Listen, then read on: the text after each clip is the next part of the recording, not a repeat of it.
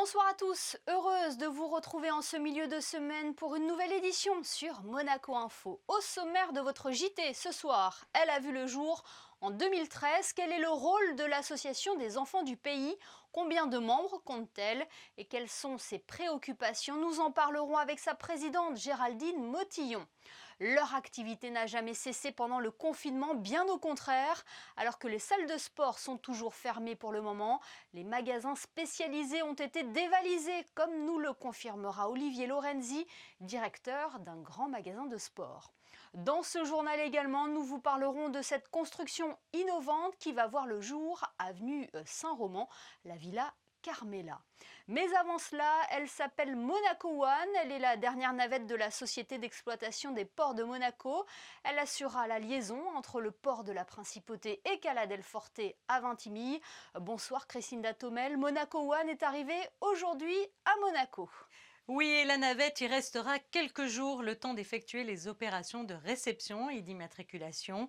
Monaco One sera en effet immatriculé à Monaco, qui sera son port d'attache. Durant quelques semaines, il sera amarré dans le port de Vintimille afin de procéder aux derniers réglages et aux essais en mer, notamment sur la liaison concernée.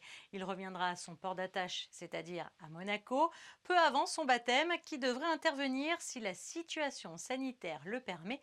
Début mars, il pourra ensuite commencer ses premières rotations pour être complètement opérationnel pour le prochain Grand Prix automobile. Du football à présent et retour sur la très belle victoire de l'AS Monaco face à Nice hier soir au stade Louis II. Et oui, le prince souverain et le président du club, Dimitri Ribololev, ont assisté hier soir à la 6e victoire de rang de l'AS Monaco dans le 100e derby de la Côte d'Azur. Les Rouges et Blancs ont remporté le match face aux Aiglons, 2-1. Cette nouvelle victoire, la 6e en autant de matchs disputés en 2021, permet donc aux Monégasques de maintenir la cadence et de conforter ainsi leur 4e place au classement. Un mot à présent sur cette réunion de travail entre les autorités monégasques et celle de la gendarmerie maritime française. Réunion qui s'est tenue à Monaco, Christina.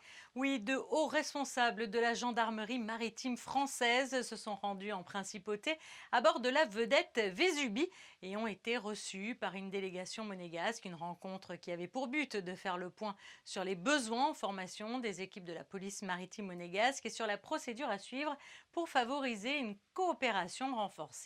Une visite qui a aussi été l'occasion pour les gendarmes français de monter à bord de la vedette Princesse Gabriella. Ils ont ainsi pu passer en revue les équipements et découvrir les caractéristiques techniques du navire. Merci Christinda. Peut-être vous vous êtes posé la question chez vous pour trouver les meilleures solutions pour endiguer la pandémie de coronavirus. Parmi les propositions, un débat anime l'opinion publique. Faut-il ou non exclusivement confiner les personnes âgées? Nous sommes allés à votre rencontre pour recueillir votre avis. Les aînés, oui, dans un premier temps, il faudrait les confiner, oui. Il faut les laisser et tout, parce que voilà, quand même, il faut les protéger quand même, on est d'accord? Au lieu de confiner tout le monde, de sacrifier tout le monde, entre guillemets, peut-être confiner le week-end tout le monde. Ça serait cruel de les obliger à rester à la maison, à mon avis. Voilà. Je pense qu'elles ont besoin de voir du monde aussi. Sinon, je pense qu'elles vont vieillir encore plus vite. Il y a l'aspect psychologique forcément à intégrer, donc oui, je suis assez dubitatif sur l'idée de confiner que les aînés. Oui. La solution aujourd'hui, je pense qu'il faut que tout le monde fasse un peu le nécessaire. Nous, on a la boîte ici, on travaille quand on peut, on travaille de la maison quand on peut, mais je ne sais pas c'est quoi la solution. Elle a vu le jour en 2013. L'association des enfants du pays a pour vocation notamment de promouvoir et préserver ce statut si particulier. Pour parler des activités de l'association et de ses préoccupations, nous avons contacté sa présidente. Bonsoir Géraldine Motillon. Oui, bonsoir. Pour vous, quand vous vous qualifiez d'enfant du pays, à quoi cela correspond ?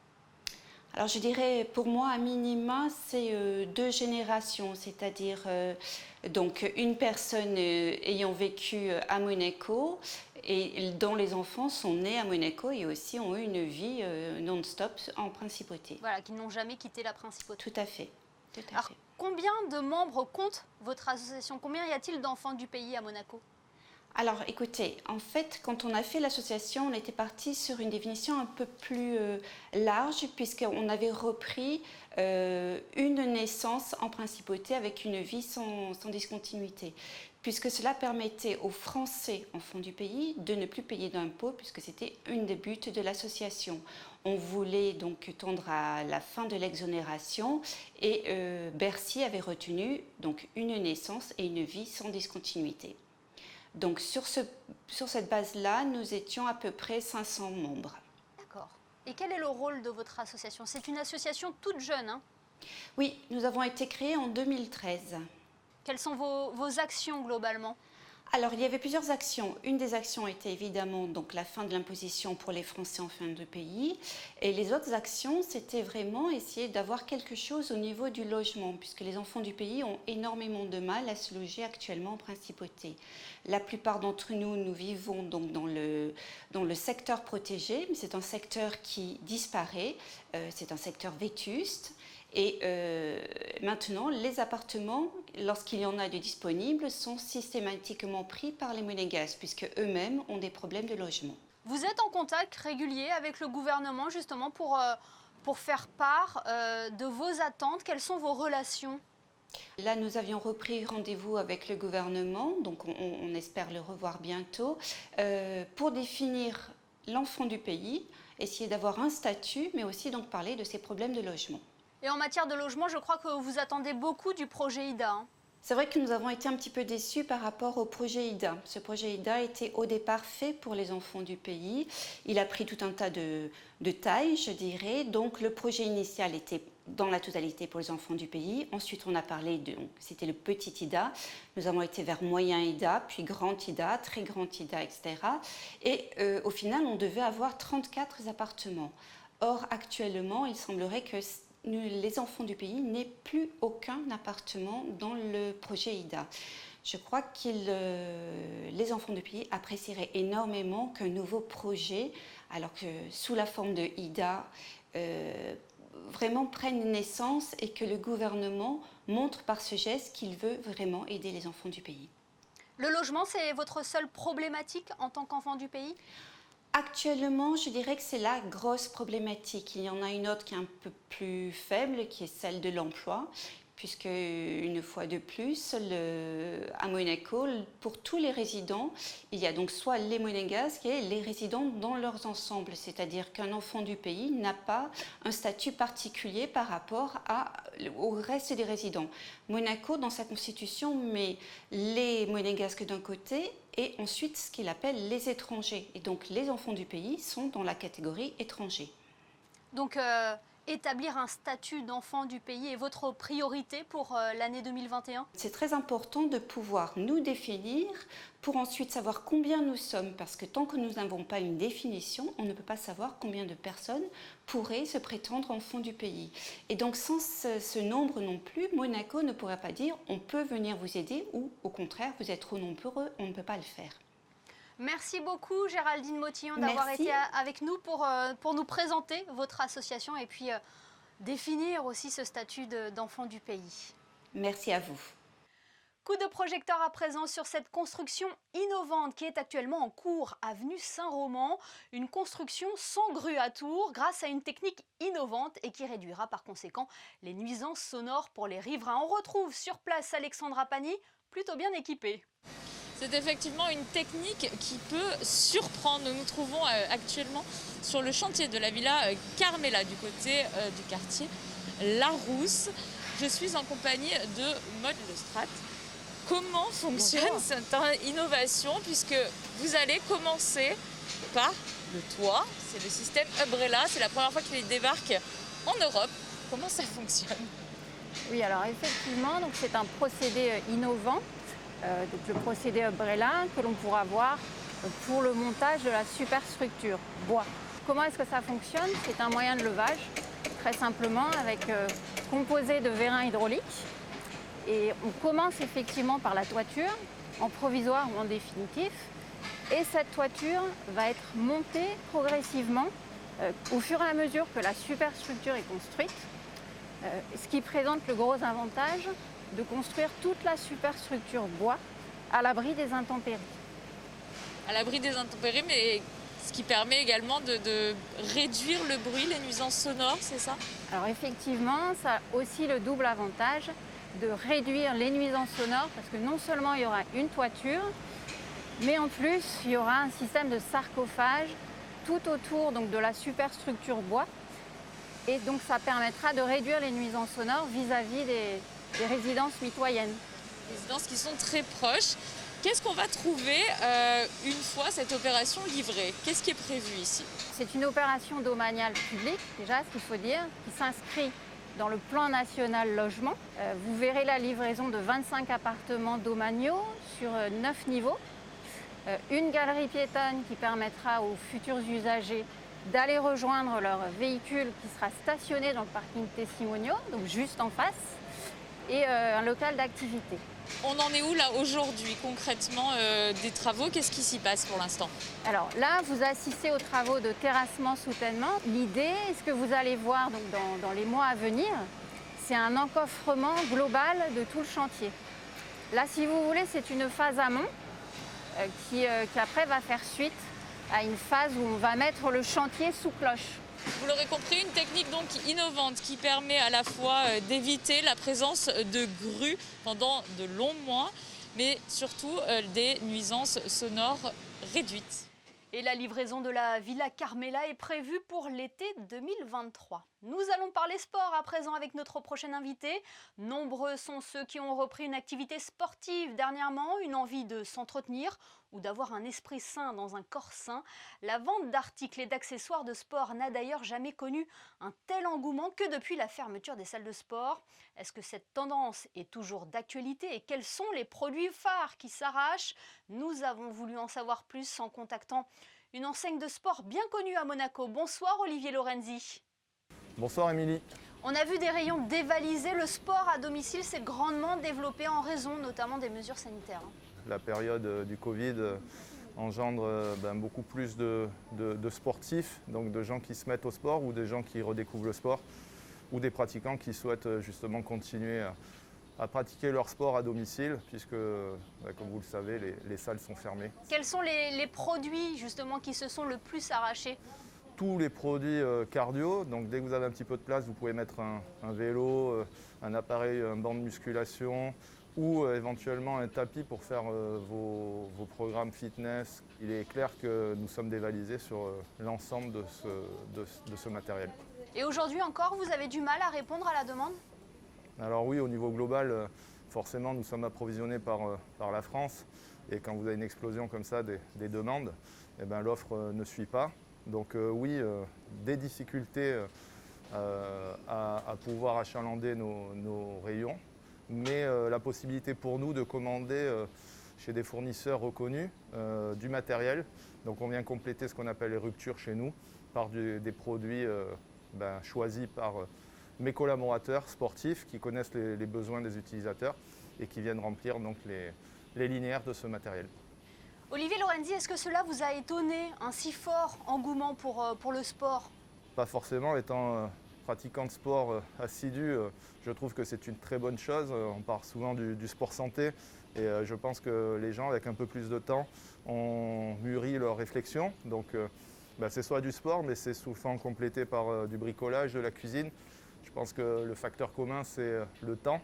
Les gens ont du temps et redécouvrent les plaisirs du sport.